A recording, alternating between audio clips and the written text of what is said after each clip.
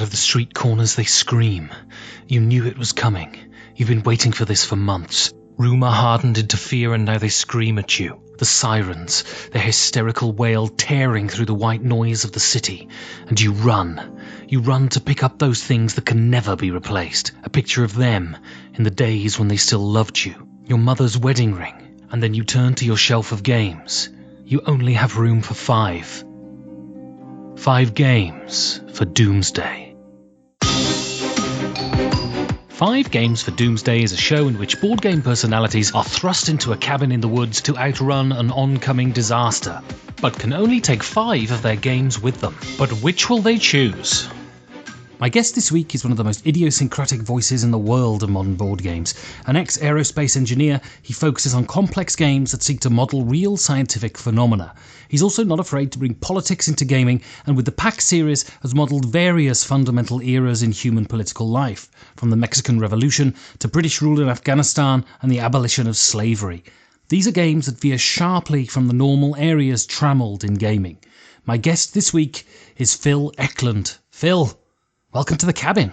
Thank you very much for that introduction, Ben. So, thinking about the apocalypse then, how do you think you would fare? Do you think you'd be, surviving admirably, or do you think this would be a dreadfully traumatic time for you?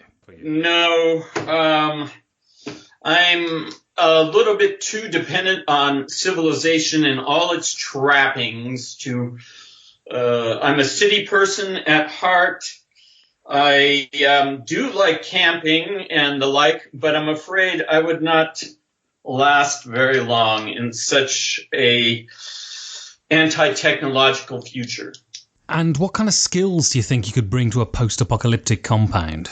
Well, my profession is board gaming, so it's conceivable that I could add to the entertainment world. But since most of my game designs, I would say, deal with apocalyptic settings or things which you're down to the most basic aspects of survival, it's possible that these would be of some interest and help for those who are interested in restoring whatever was lost in this calamity.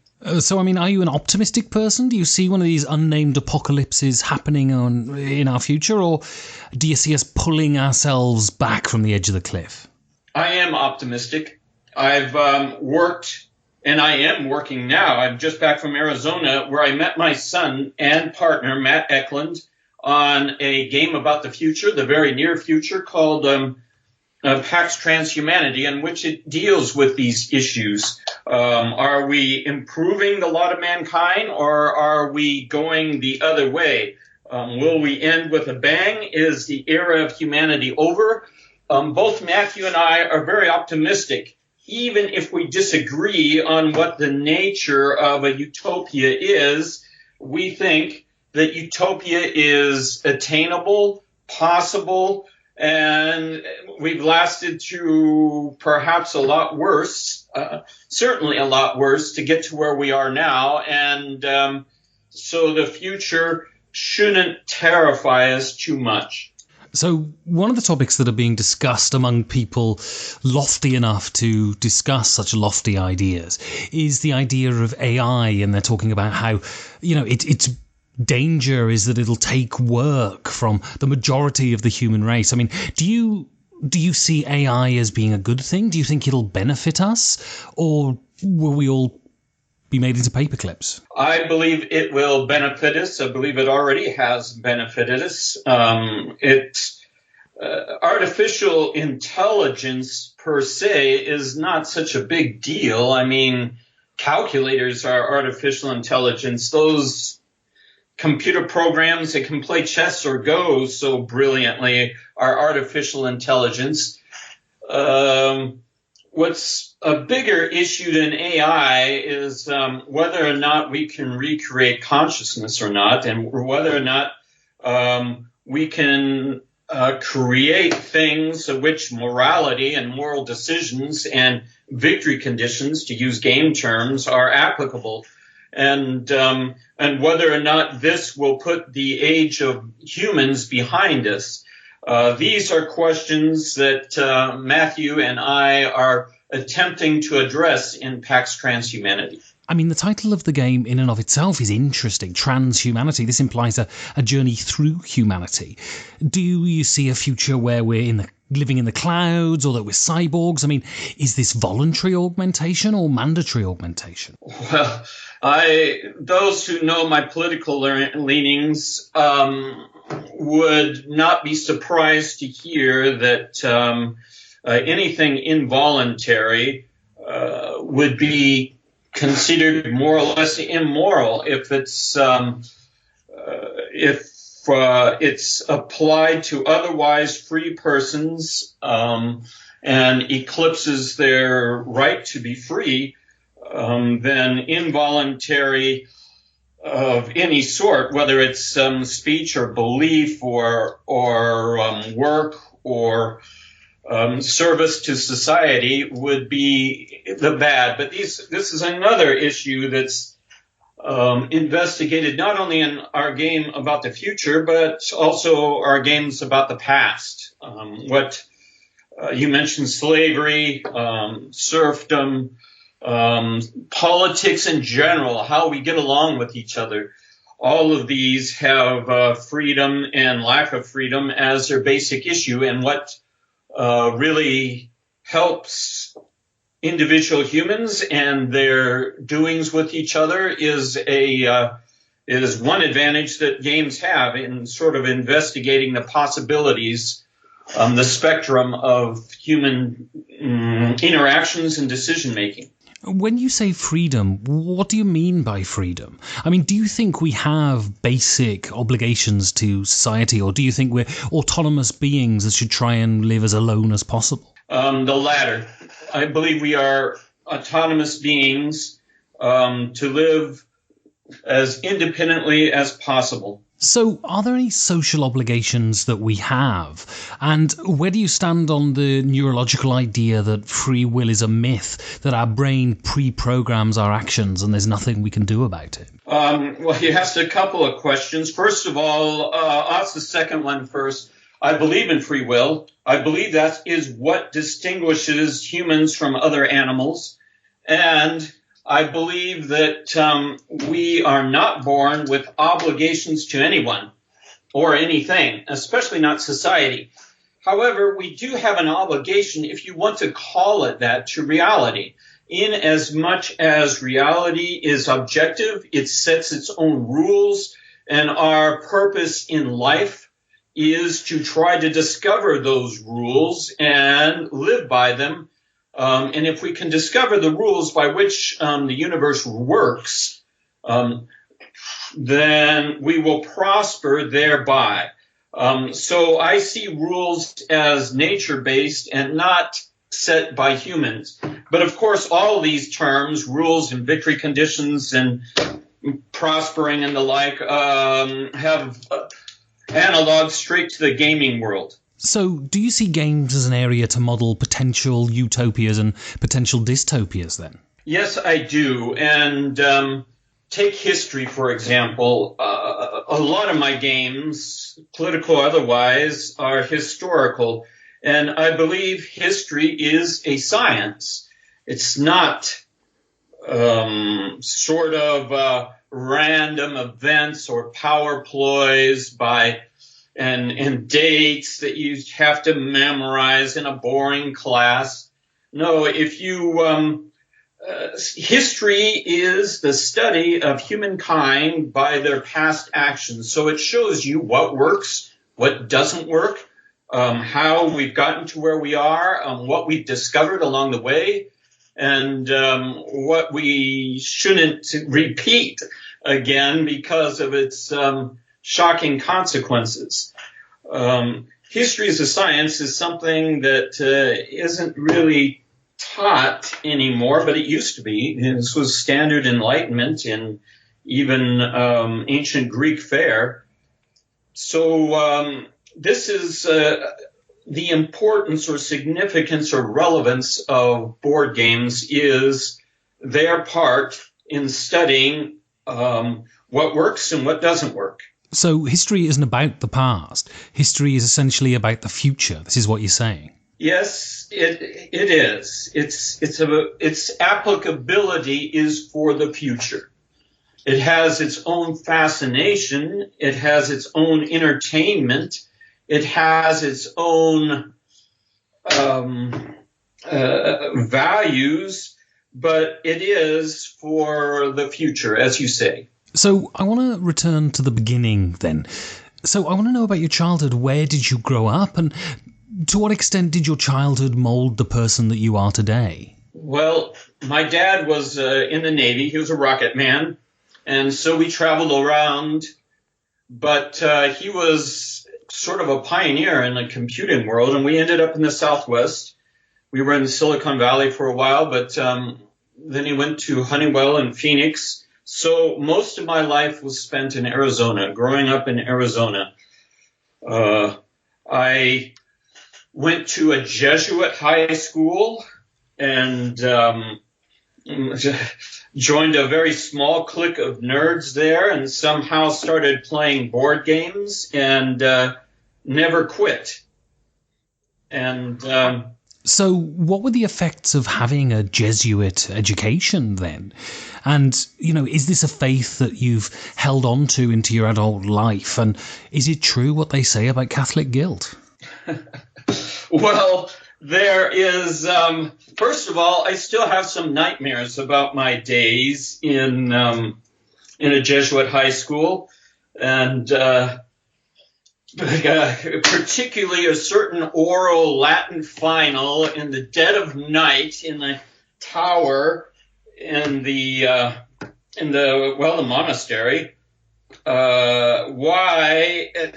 I think my Latin teacher, Professor Father Brill, was just interested in intimidating students as much as possible, and he succeeded in such. And he would be shocked, perhaps, as would a lot of my teachers, in the direction I've gone and the corners that I've turned. But nevertheless, my Jesuit upbringing in Brophy College Preparatory in Phoenix did teach me a number of things: to challenge authority, to question things that everyone else seemed to be taken for granted, the power and significance of objectivity, even the question of objectivity versus subjectivity and which is the most aligned with reality, questions that I'd never heard before. And I was a very, very timid and not very outspoken person, but somehow I managed to gain an identity through all this, even if, being an atheist, the Jesuits would be shocked by the conclusions I have drawn, or at least some of my teachers would be. So even if their dogma was at odds with what you came to believe, you still think their teaching methods were valuable then? Yes. So you said you became a member of a cabal of nerds who started playing board games back then. Well, what kind of games were you playing? Well, there were games of basically my design. There were games that off-the-shelf games, heavily modified, but also at some point in my youth, Avalon Hill entered. And especially my friend Nandor, he decided to go, when he goes into something, he goes all in. And so he ordered every Avalon Hill game available, and we had to plow through these one by one. So I greatly treasure these experiences. And how do you think they hold up in the light of modern games, these old Avalon Hill games? Now, that's an interesting question. The technology of games has been advancing, and I'm not talking about the physical technology of how to print them, how to produce them. I mean, the ideas behind them are being shaped. What works, what doesn't, cooperative games. These have made some of the basic fundamentals of Avalon Hill games in some ways obsolete. And so I sort of prefer the modern games over those original ones, even though they have great nostalgic value and even though they have a lot of merit to them and a lot of time was put into them. But like all technology of ideas, ideas build upon ideas. They're not obvious, that are not obvious at first until you have all this groundwork done. So I think things have been advancing in board game and, of course, computer games, which have brought a new aspect to the field. So you went on to become an aerospace engineer, and this is something of a family industry. Was it inevitable that you were going to end up working in this area? Yes, I was very timid. I hated to make decisions, and the easiest fallback was to become an engineer like my dad, an aerospace engineer just like him. So that's kind of what I did. So what does it require to become an aerospace engineer? I mean, I come from a discipline in which basically I don't have to learn anything. But what do you have to learn, and what sort of qualifications do you have to have? Well, I went to University of Arizona for 5 years, and I learned the fundamentals in math and science and the like. But and you need fundamentals in any educational field, even your own. I understand you're an actor, but there are certain fundamentals that you have to understand in literature, I would say, in reading and writing, you have to know at least something in history and the sciences. So I think that my education at the University of Arizona in Tucson was valuable to a point, and but an awful lot is self-taught, using books and the like and experience. So it's perhaps not as great a leap as you might think. And what did you do in your professional life? What kind of projects did you work on? Yeah, well, I work basically on Star Wars, the defense initiative that Reagan really funded. I worked especially in something called the exo-atmospheric kill vehicle, a rocket that's designed to get in the way, so to speak, of ICBMs, of missiles coming from unfriendly lands that are intended to take out cities. And I am proud to say that the EKV, exo-atmospheric kill vehicle, is deployed and stands between, for instance, the U.S. and potential threats like North Korea, perhaps. And even though it keeps something of a low profile, I mean, not many people know about it, I certainly feel better knowing that this system is operational, and we've had a really good test record of it.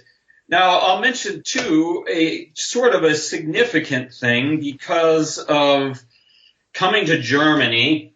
I live in Germany now, and I've had some confrontations with my mother-in-law, who, like many people in Germany, is somewhat pacifistic given their unpleasant past. And I tried to explain, because she had the impression, the altogether true impression, that I was a product of the, industrial military complex of the conquerors who invaded Germany and toppled the government during her lifetime. She remembers the American troops coming into the village, and she was very quizzical about me wanting to marry her only daughter. And I tried to explain that, well, yes, I did work on a military weapon, but it was not a weapon that had bombs in it, that it couldn't be used offensively. It could only, because it has no explosives and it has no potential for harm for anything other than getting in the way of something that's going very fast in orbit. Only a suborbital ICBM really fits the bill. You couldn't even use the EKB really against a space station or a satellite that's already in orbit. So this was my attempt to win over a potentially hostile person that I needed as an ally for my life in Germany. And did you succeed? Well, I just had my birthday, and I'm wearing the new jeans that my mother-in-law gave me, and it's taken many years, but I think she's finally sort of accepted that I'm for real, and it's not just some passing whim, foolish whim of her daughters. So I want to go on to your first game then, and this is Greenland. So what was the research process that you undertook for this game? Oh, well, I got interested in Greenland. I knew nothing about Greenland, nothing at all. But when I was working on Origins, which is a Civ-style game, there was a point in which, everyone's in the old world. All of humanity came out of Africa, and I start the game when they're in Europe as the Neanderthals, and in Africa as sapiens. There's also subspecies in China, Peking man, and also in Indonesia. So they're all starting in the old world. So you have to discover the new world. And I knew enough that the new world could be discovered potentially either from the east or the west, which was very convenient for a game design because I wanted to keep the possibilities for this very rich, uninhabited land to be actually attained by either players on the east or west of the old world. And so I said, well, I know there was an abortive attempt to colonize it from the west, but there was also an attempt to colonize it from the east, which was ultimately successful. So I wanted to look at these areas, these bridges, as it were. They were all to the north, through Iceland and Greenland from Europe, or over the Beringia land bridge from Asia. And I tried to study all that I could about what the potentials were from doing this. And I discovered, to my amazement, that there are theories that American Indians did come from Europe, from the Solotian cultures of Europe, and brought their Clovis and Folsom points with them from European technologies, and that they didn't come from Asia after all. This is a minority theory, but this was very interesting to me as a gamer, again, because I wanted to leave the possibilities open. So during this, I managed to research Greenland. I was into Jared Diamond, who's a sociologist, and this was really his ideas, this scientist's ideas, were the driving force behind Origins, my Civ game at the time. And he's came out with some stories of Greenland, his own theories about Greenland. So from these, I learned, and also from some of the transcripts of the sagas, the Viking sagas that I discovered, that there were two types of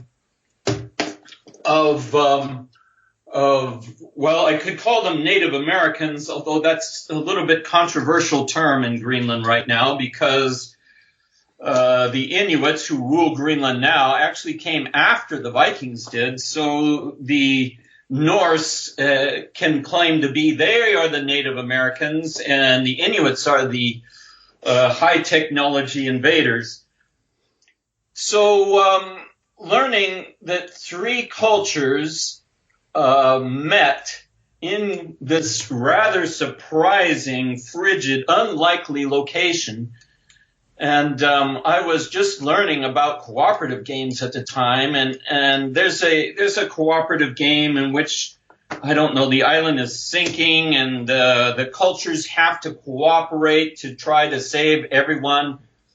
And I thought, well, geez, this is a real life example. This is during the Little Ice Age. The seas are freezing over, so no more help is coming from the mainland being either North America or Europe, as the case may be. And now 3 cultures are trapped on this island. They all have utterly different paths, utterly different survival skills. So perhaps they could cooperate to help survive. Of course, some of these cultures, especially Inuits and Vikings, aren't known for their cooperative skills, but nevertheless, it could have been this way. It was also interesting that when my dad had his mitochondrial DNA studied, he sent it to a lab and it came back. And they look at the mitochondrial DNA all over the world to trace the wanderings of my dad's ancestors and, of course, my ancestors as well. And it was interesting to see that they were able to accurately predict or accurately state that my forefathers came from Scandinavia, from Viking stock, basically. And it was also interesting to trace their wanderings coming from Africa north to somewhere in the middle of Eurasia. And one part went east and one part went west. And this was, 100,000 years ago. And so after 100,000 years of separation between these 2 cultures and this fateful division so long ago, where should they meet after all this time but on a little frozen island in the North Atlantic called Greenland? And the meeting, the long-anticipated first meeting between these cultures did not go well, as recorded in this sagas. The Viking sagas mention about meeting some strange hunters in the north that were very primitive, and that when you poke them non-fatally, they wouldn't bleed very much, but they would just gush blood when poked fatally. You can see from this that the Vikings were not a very diplomatic people, and things could have gone much better. But the more I read, the more fascinated I became. So Greenland became I was working on another game at the time, and I became so fascinated by this that I dropped the other game and just rushed this thing out. Yeah, it's one of my favourite historical anecdotes that the only reason Greenland is called Greenland is because Eric the Blood Axe wanted to encourage people to join him in his settlement. So he basically lied, implying it was a verdant thing instead of a block of ice. Yeah, I think it was sort of a PR gesture or something like this. But and I should mention, though, that the Greenland App, there's now an iPhone app for it, although it's only in beta right now, but I tried it not so long ago, and it seemed to be working, so we're getting closer to this release. So I want to go on and talk about designing historical games in general. I mean, to what degree does the designer have an obligation to fidelity when you're designing games about real events and real people in real times? Well, I've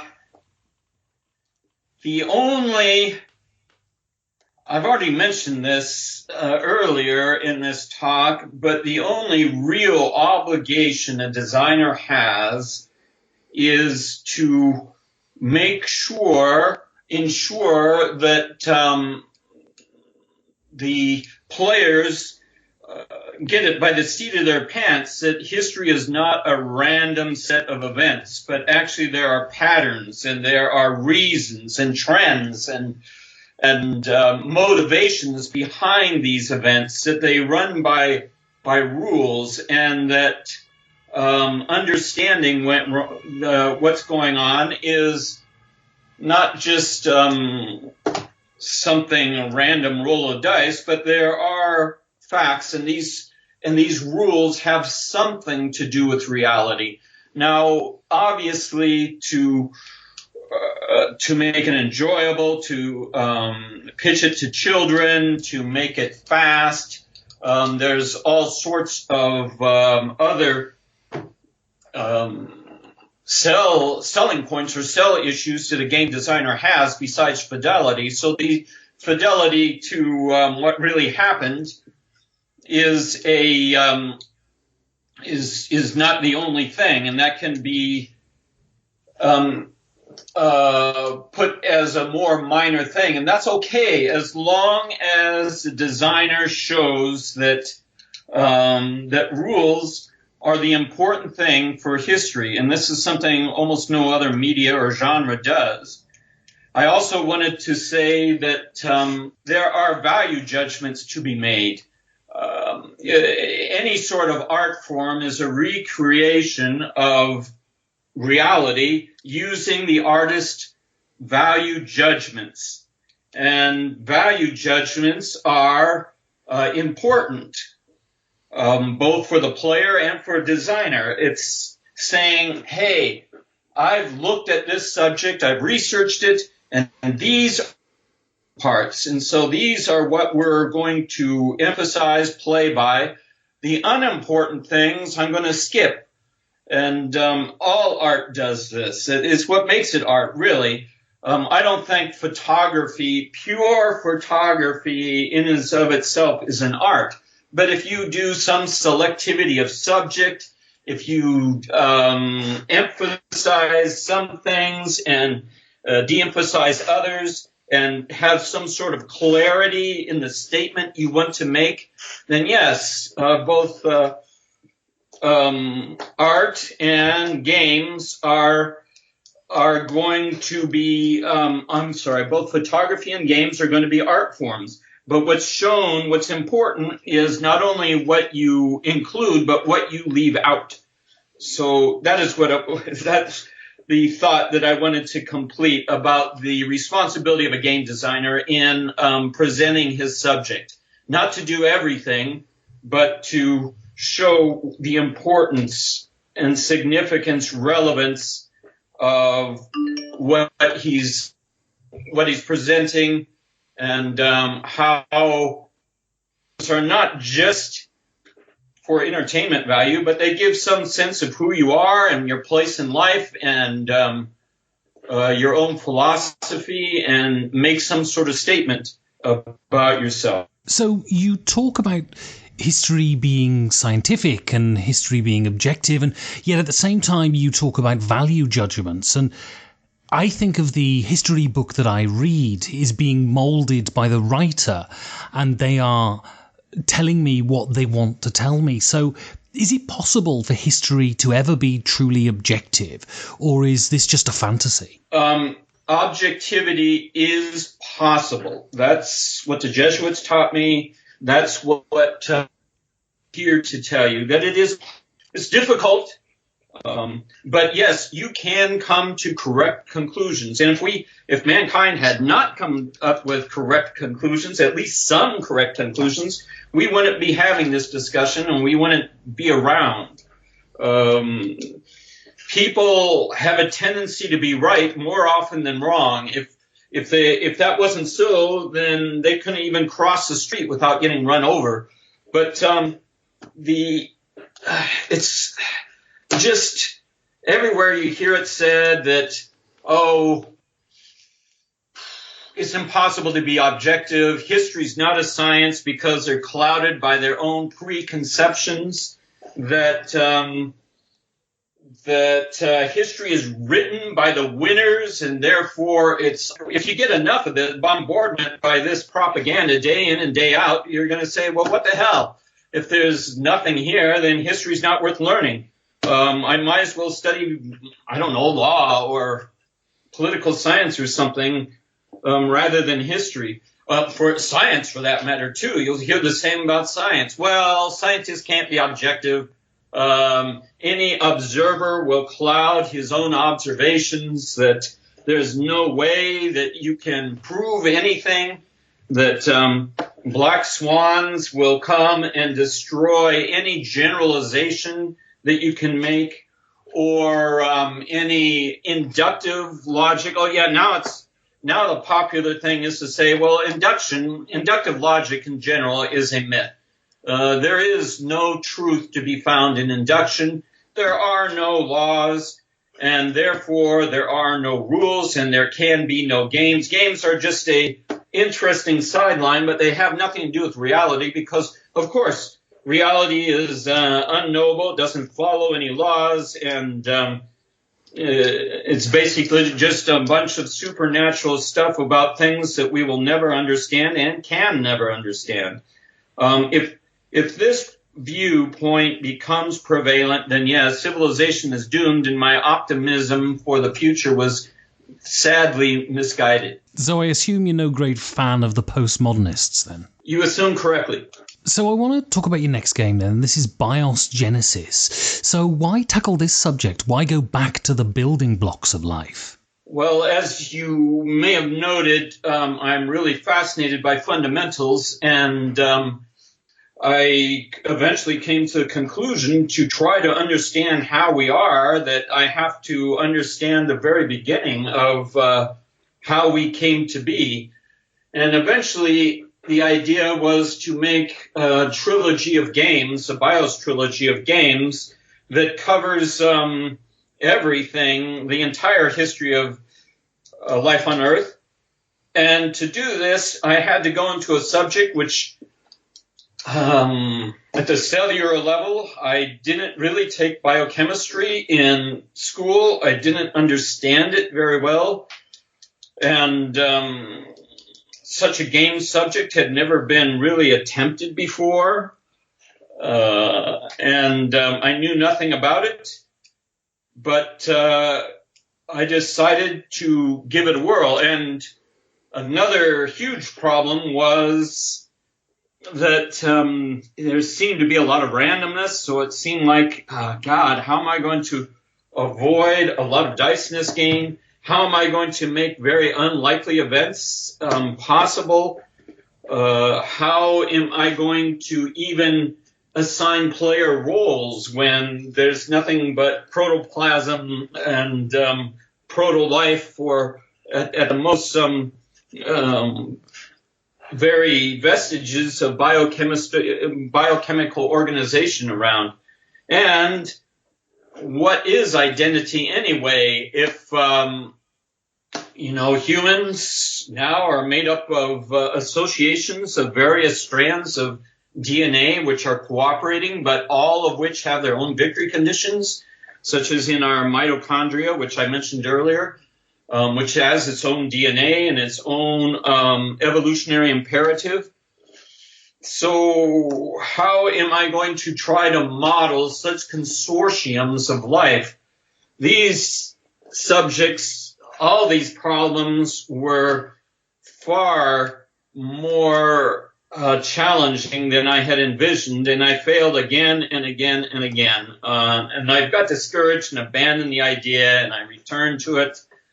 And but eventually I came up with a game design, BIOS Genesis, that seemed to be workable, and which I knew there could not be many more than maybe 24 people in the world that would actually buy such a game about biochemistry. It seems like the most unlikely topic imaginable for popularity.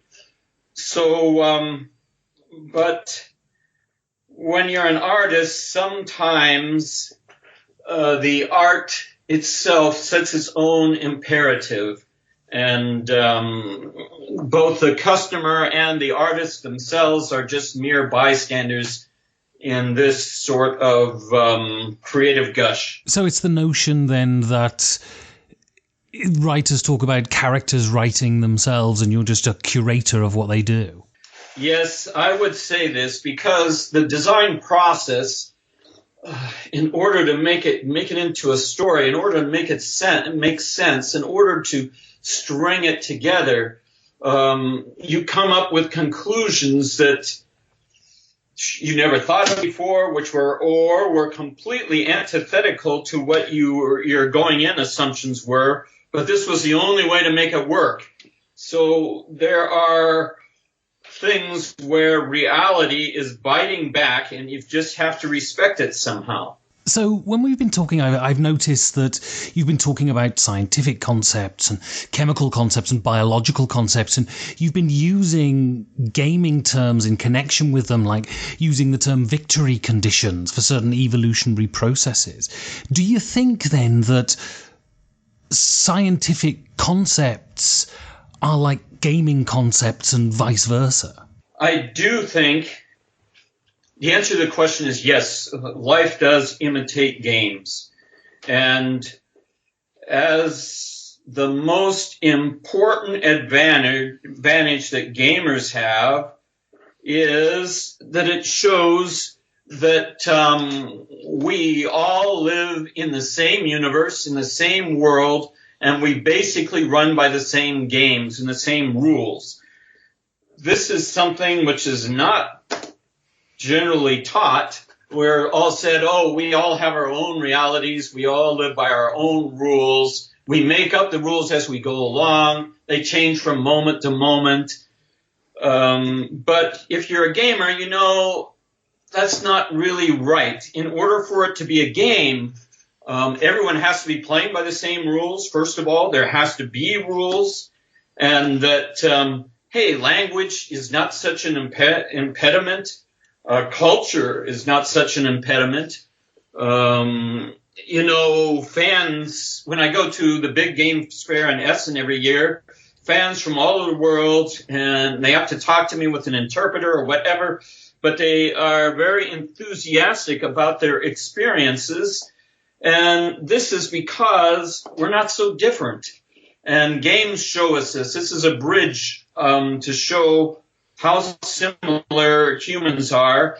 And not humans are pretty important because they have free will, which we mentioned before. But even so, I would say life in general has survival and flourishing victory conditions, which can be allow gamers to empathize even with proto-life, such as proteins and templated replication molecules in biosgenesis or phospholipid cellular membranes.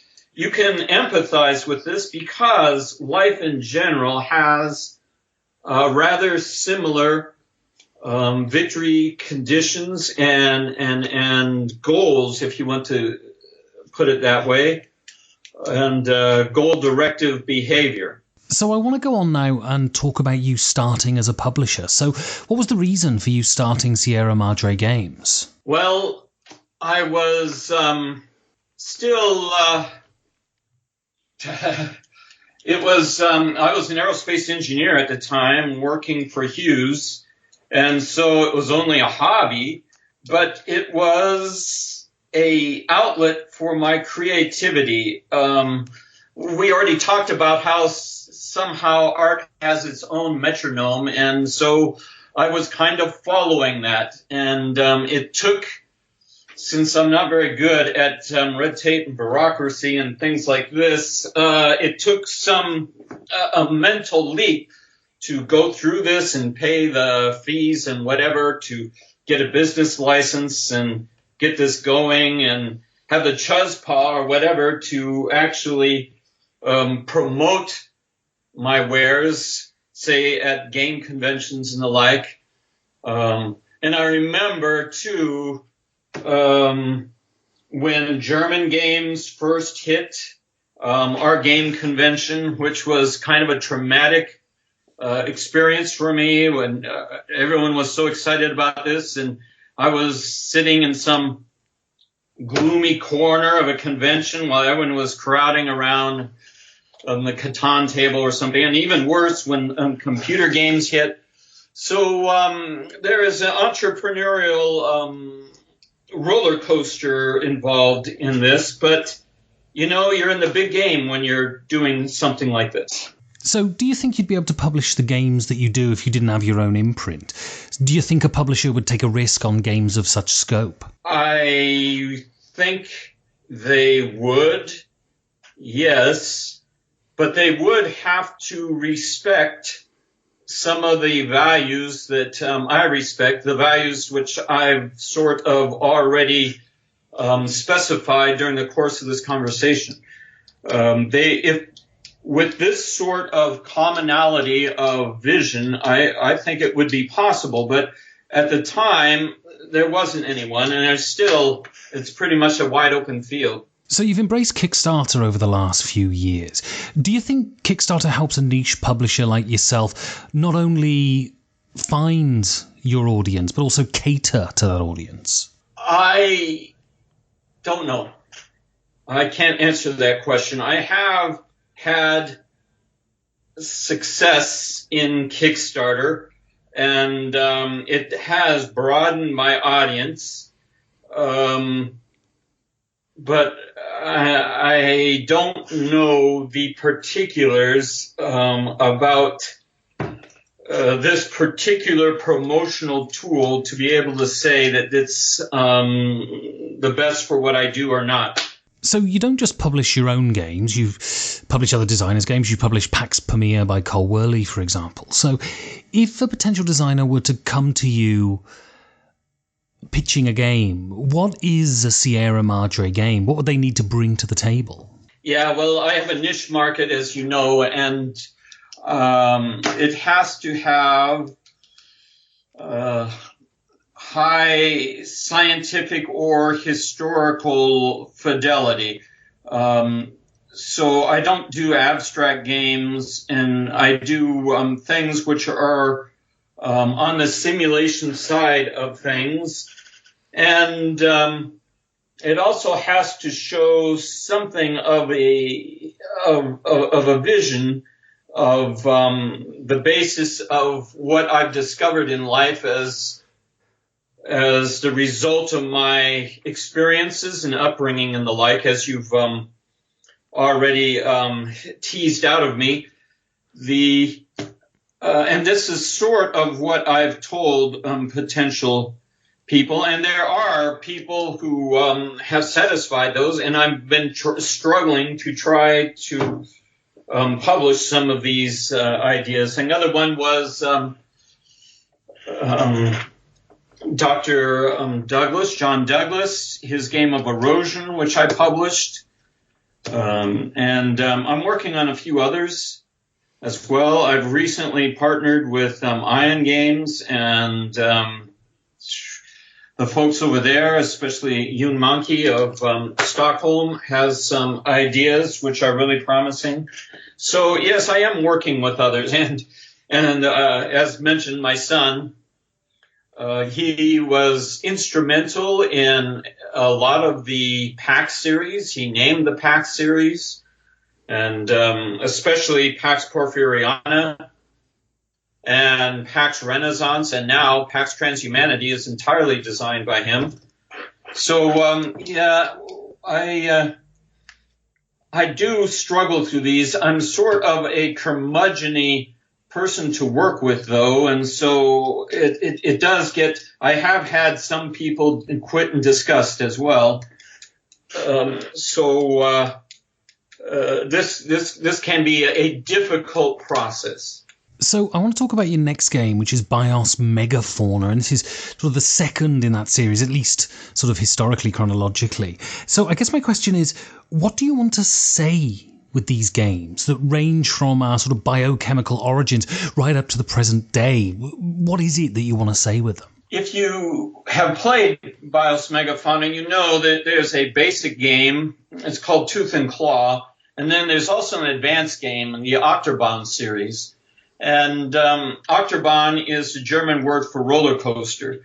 And my vision of life, and it's pretty for ecological reasons, for a lot of reasons, it's important to understand what life's real challenges are in its history. And I feel that the Achterbahn vision which is seeing life basically as the product of struggle against Mother Nature rather than as a struggle among themselves, is sort of the vision that I'm promoting with Bios Megafauna. Like many kids, I love dinosaurs, and my initial attempt, American Megafauna, which has a lot of the elements of the Bios series or the Bios Megafauna, was to look at the ecology of animals stressed under natural disasters, but also competing with each other. This is also a theme even in Greenland and Neanderthal in many of the games, in which climate change, ecological disasters such as ice ages and the like are a very traumatic part of the story. And this is, if you look at the great swings of climate and environment during life's history, you get the feeling that life isn't as fragile and species are not as fragile as commonly mentioned in a lot of the green circles and the like, that they have been, in order to survive through all this, they have to be very tough indeed. And my games have gotten, because of this Octobon theory, my games have gotten something of a reputation of being brutal. And you make a mistake and you're out. Even though I've softened the Bios series to be a little bit more Euro to avoid player elimination and the like, nevertheless, the brutality still shows its fangs through these events. And that's kind of the message of all three of the Bios series, that yes, the humans and life and things bicker among each other, and there is competition, but basically it's life versus the elements.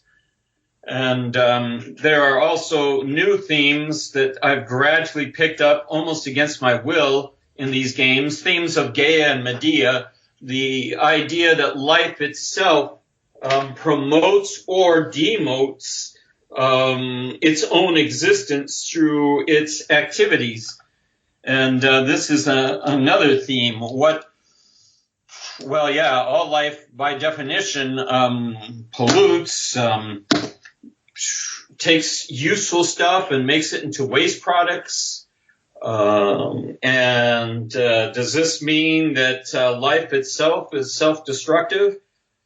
I don't think so, but that's another thing that the games sort of investigate. So, you obviously talked about liking history and liking sort of prehistory, and so do you have a favourite prehistoric animal? I mean, I'm a big Triceratops fan. Well, Triceratops, this is a great choice. You can't get the basic tank herbivore with its mysteries behind what the shield and the horns are really for. Yeah, I find these fascinating too. I'll mention pterosaurs, these flying reptiles of uncertain origins, and also Archaeopteryx. I live not far from the shales in which these creatures were unearthed here in Germany, and have visited the sites. And as a result, I've become fascinated in pterosaurs, flying reptiles. There's right here in Karlsruhe, there's a great exhibit on pterosaurs. Evidence, what did they use their wings for? Could they fold their wings? Were they bipedal or quadrupedal? A lot of interesting stuff. And what happened to them? How did they get wiped out, but the birds survived? And how did they fly and the like? So I've become I'm a bird watcher anyway, and So studying these guys has been something of something I've become especially interested in after moving here to ground zero of flying creatures here in Germany. Even some of the first flying bugs were discovered here. So I want to go on now and talk about games as pedagogy. Okay. What are the benefits of games as teaching tools rather than books, rather than slideshows, rather than films? I think that games are sort of a voyage of self-learning. And I love sandbox games. I try to make my games sandbox. So any direction you go will lead you to discoveries or some particular aspect which you did not know before. And of course, the life in the universe itself is sandboxed. As you know, most other things, even computer games, but especially books, are directed adventures. They are things which is both their strength and their weaknesses. They are media in which the author or the artist takes you on a ride, takes you to a predetermined goal.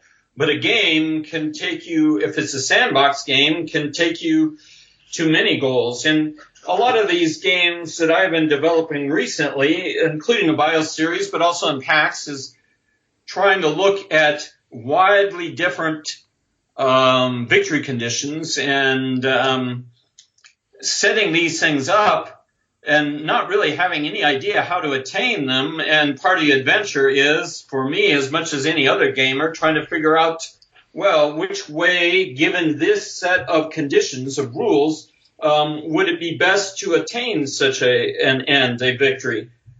And this is sort of a self-directed adventure that gives games an advantage over books. Even very good books, but as you know, there can be very bad books too, books that promote pseudoscience or the idea that there is nothing to discover out there,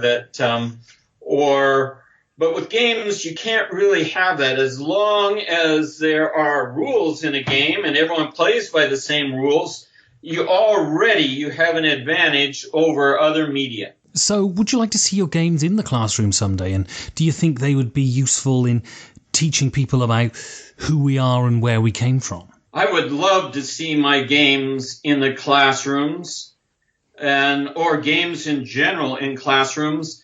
But even as I say this, I'm thinking that games are not an ideal media for classrooms. They, as I mentioned before, the advantages of games is that you can take them whichever direction you want. You'll have to learn the rules, but you can go in any directions, whereas books and teacher classrooms are sort of a guided adventure. And guided adventures, as I mentioned, have advantages and disadvantages. The advantage is either the author or the teacher has experience. He knows what's important and not important to master a certain subject. And then so he's discovered things about the best way to get to the end. And this is the advantage of a classroom. It's not I sort of think that games will never supplant or gain ascendancy over books in the classroom for this reason, that books and having a curriculum and having, well, today we're going to do this, and by the end of the course you're going to master this. I think those are important and relevant and useful. They're not the sort of things that games are best at, though. So your next game then is BIOS Origins, and this is the third in the trilogy, and this is the one that deals exclusively with humanity. Is this a Civ game? Yes. And so what similarities does it have to other Civ games, and where does it differ? It is a civ game. The idea of the game is to become civilized. So right away, it has the idea that man has prospered by this process of technology and learning political laws and the like, and that there is such a thing as advancement. And some things, some cultures are better than others. All this is implicit in any civ game, which has victory conditions. But I will say this about even going all the way back to Origins, which I worked on and I think published like 2010 or so, that I was bothered by the idea of central control or central planning. And almost all war games have what I call the Napoleon complex, the idea that the player takes the role of a supreme commander. And this is a very paternalistic concept here. The idea that he's the boss, the big cheese, the big whiz. The game pieces are all minions, which will unquestionably do the boss's bidding.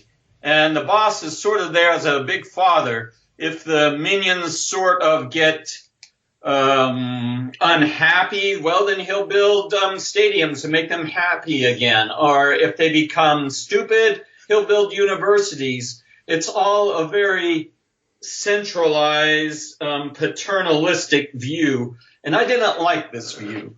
I thought, could I make a game, and it wasn't obvious how, and it's still not that obvious, could I make a game not from the point of view, you're not taking the role of a supreme commander, which the armies will march suicidally if you tell them to attack something, but from the point of view of the populace themselves.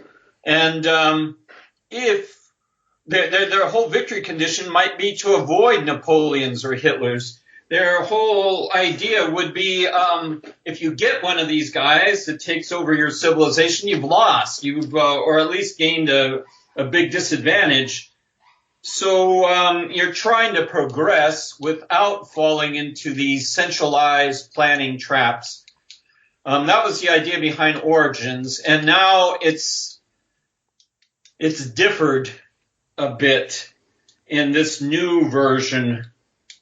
And I'm getting heat from all my co-designers, such as Jon Manker of Sweden and Matthew, my son in Arizona, because in the view of Sandbox, I've broadened the possible victory conditions in BIOS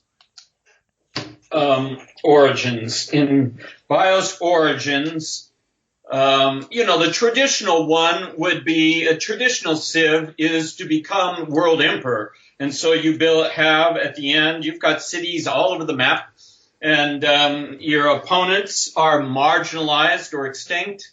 If you play Sid Meier's computer game or something, this is basically the idea here.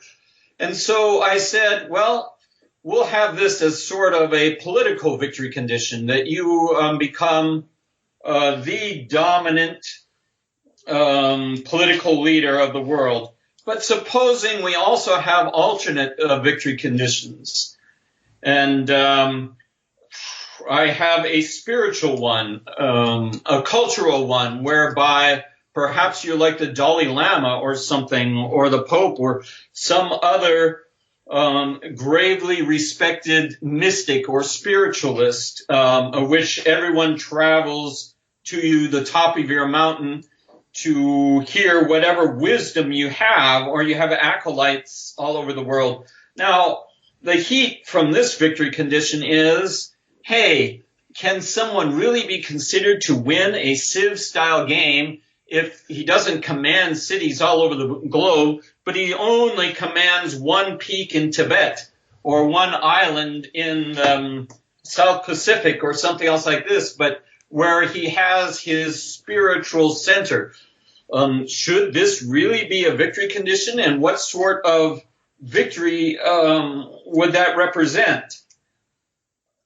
Another victory condition that I have, which I call an industrial one, is whereby people somehow are able to embrace their diversity and live together and with independent lives with no one in particular in charge, but with respecting certain natural laws such as natural rights of humans and the like. So I've attempted in this game, unlike earlier versions and unlike other Civ games, to have 3 completely disparate victory conditions. And at some point in the game, as you're struggling to gain consciousness, as you're struggling to gain free will, you're going to have to decide which of these victory conditions you want to specialize in, because the person with the highest score and whatever their highest victory condition in will win the game. So that's sort of the vision here. This game also starts, to compare to other Civ games, far earlier, far earlier. Most Civ games that I know of start in the Neolithic and the dawn of agriculture, so that's maybe 10,000 years ago. 10,000 years ago is not even epoch, is well into the second epoch in this game.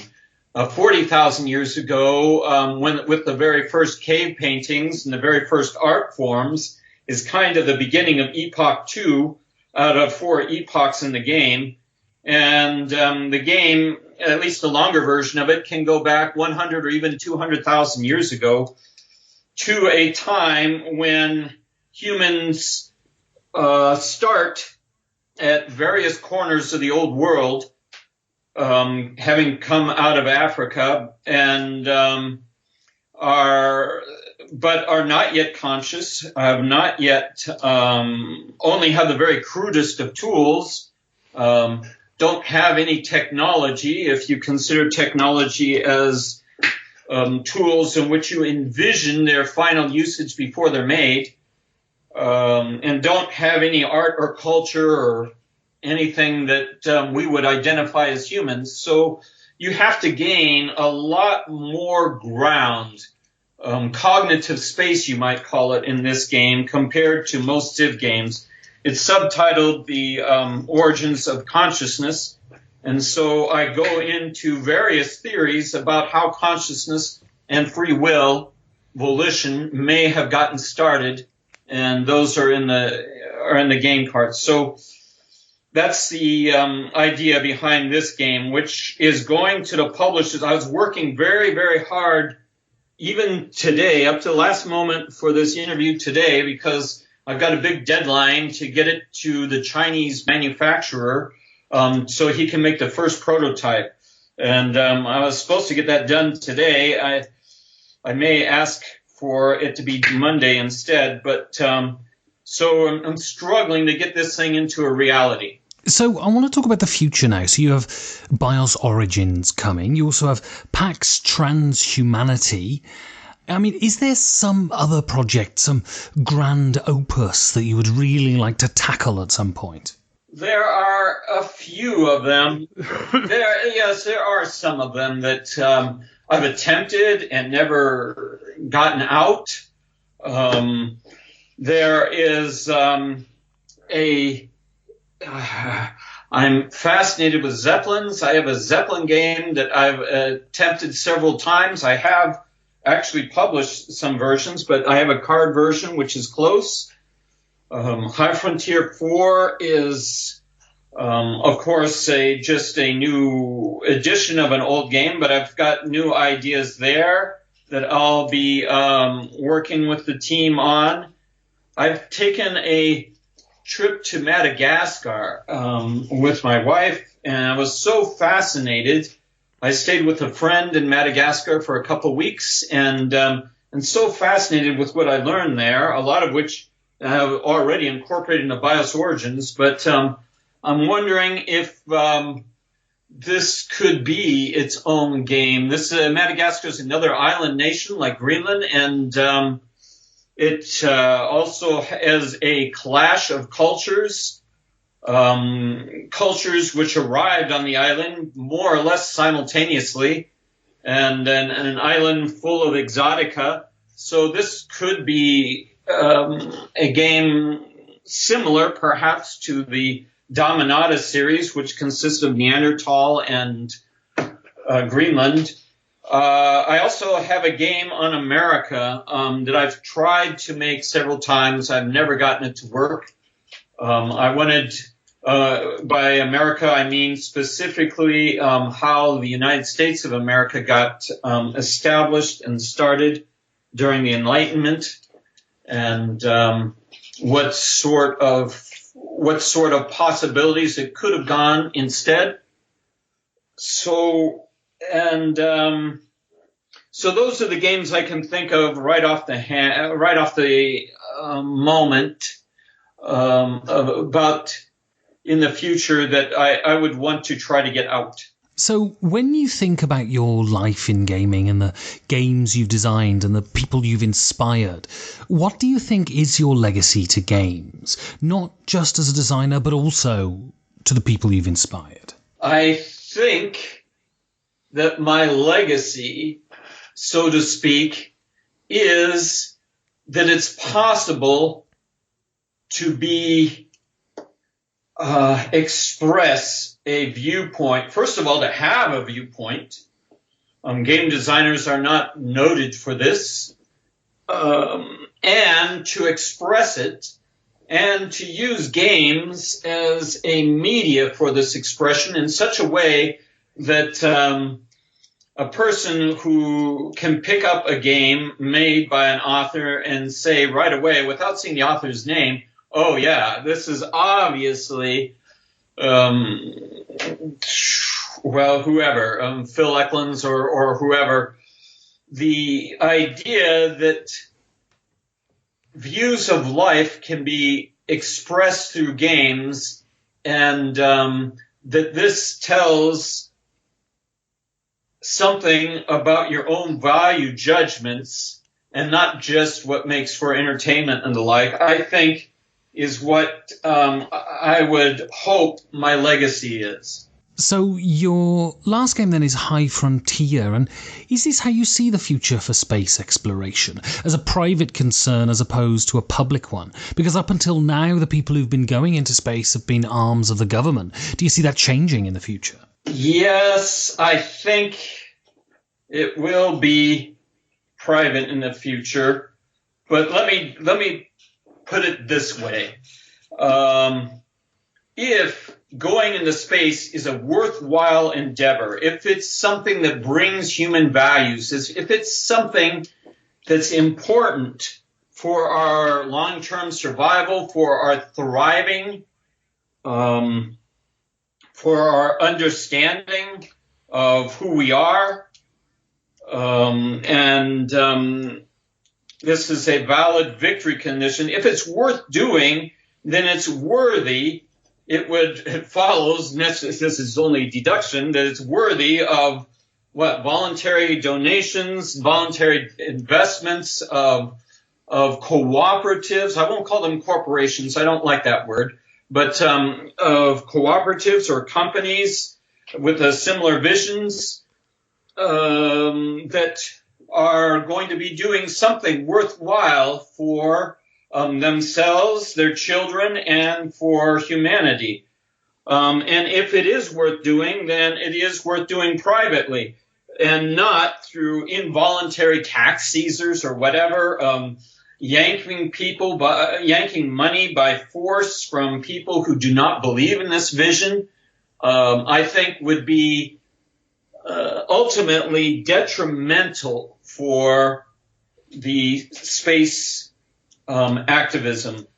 I think it's probably the reason why there was such a hiatus in space while we went to the moon, and then since then not much has happened extra globally other than the original space walkers on other worlds are dying off of old age.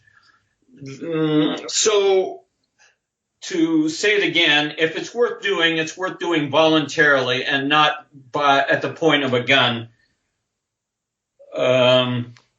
So if space is not objectively valuable, then yeah, people shouldn't invest in it. But if it is objectively valuable and no one does it, well, that means that we're stupid and we're doomed anyway.